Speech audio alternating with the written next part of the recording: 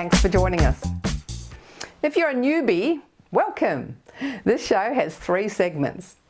We have excellent information to help keep you and your loved ones fit, healthy and independent.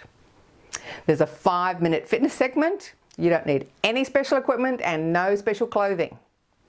And we have a fun, inspirational segment to give you ideas for your bucket list. Or maybe for a new hobby you might want to take up. We kick off today with Carers Victoria, who are there to help us if we're caring for parents, spouses or children. 1 in 10 people watching today are providing unpaid care for others. Lastly, we meet some inspiring older Australians doing Zumba Gold with vivacious Catalina. Let's get into it.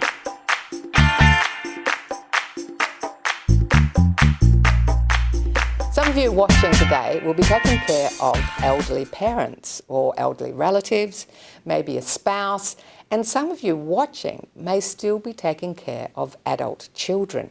Caring takes many forms. And we're going to find out more about what support is out there to help you with this. We're chatting with Judith Abbott, the CEO of Carers Victoria. Hi Judith, welcome to Over 50 So What? Oh, thanks Carol, it's great to be here. Now, the carers in Victoria are massive. Can you give us some numbers around how many carers, or like unpaid informal carers we have? Currently there's well over 700,000 and by 2026 we estimate there'll be over 1 million Victorians in an unpaid care role. So that's about 1 in 8 Victorians.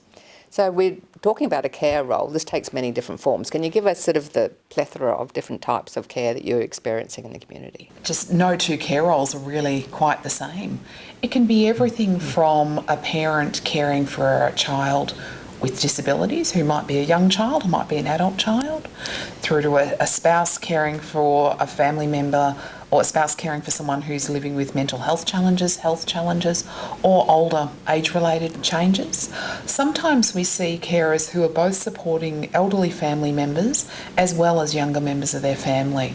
Often, you hear that discussion of the sandwich generation. We have carers who are definitely sandwich generation carers. So it's very, very diverse. We're speaking with Joanne Copeland. Joanne's a mum of 4 children and her world was suddenly turned upside down when her twins, Zalie and Flynn, were diagnosed with autism. To help parents facing a similar challenge, Joanne has written this amazing book, Footsteps of 2, Never Give Up, One Mum's Journey.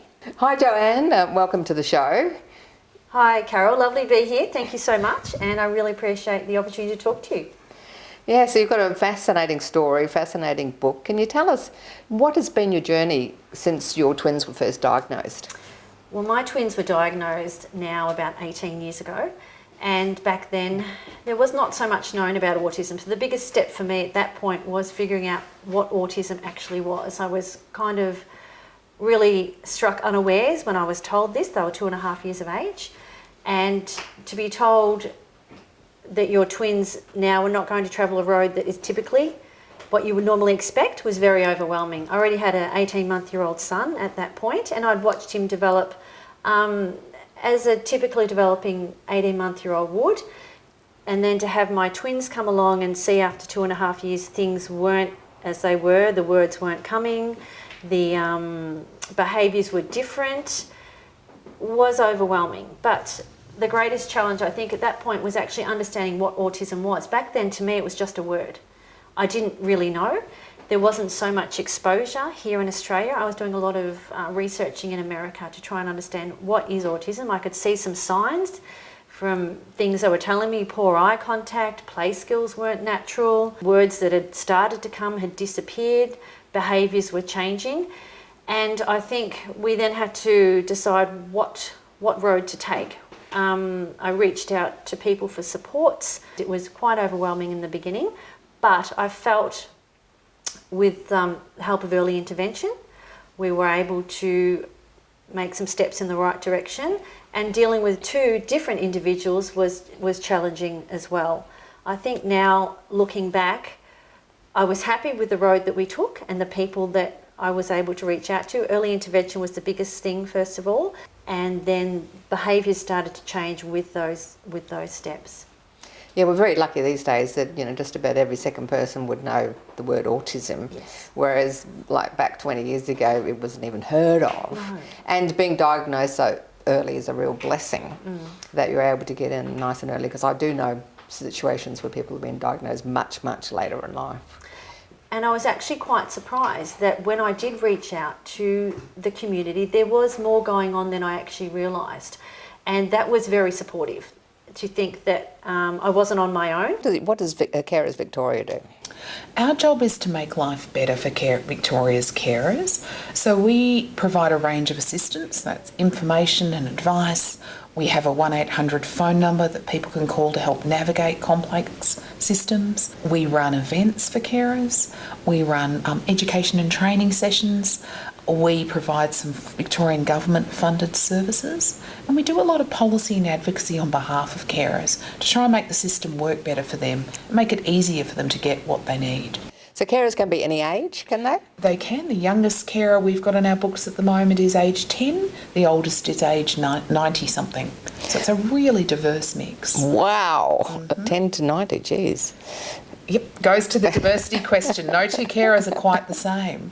But they do have some things that are common. The first is it can be such a lonely and isolating role, particularly if you're home a lot of the time supporting someone who has quite intensive needs. Carers often experience financial disadvantage because their capacity for paid employment can be compromised by the fact they need to be around more. And we often find that carers just feel like they're not understood or heard. They can find that even being part of a planning meeting about what's going to happen for the person they're caring for can be quite hard for them to get a seat at the table, even though they're the people who are going to be looking after them day to day. So you can support them right across the board, from financial help to, care decision help to home help. The financial help is a little bit of a tricky one. So some carers are eligible for a Victorian government carers card, which offers them some concessions, and there are some government funded support. So carers can access some respite, may be able to access some respites through government programs.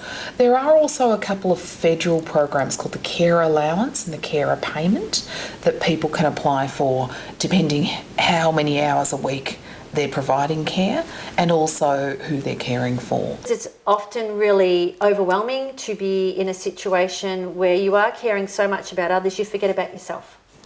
So with Carers Victoria, they offer amazing morning teas and gatherings for carers where you can mix with people who are travelling the same road as you and kind of vent and talk to other people and realise you're not just out there doing it yourself. Over the years have shown me where I can access certain supports that I didn't know I could.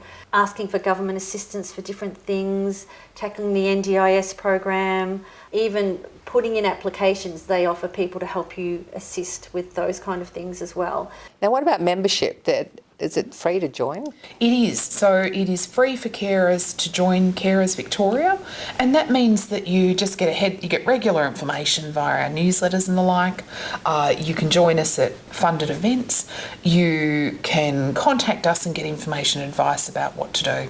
So it's a free service because we exist to make carers' lives better. Thanks for watching our TV show. Be sure to hit subscribe and then you'll never miss an episode. Jump on Facebook, join our group, get in on the fun, fitness, wellness and inspiration. I'm Carol, over 50. So what?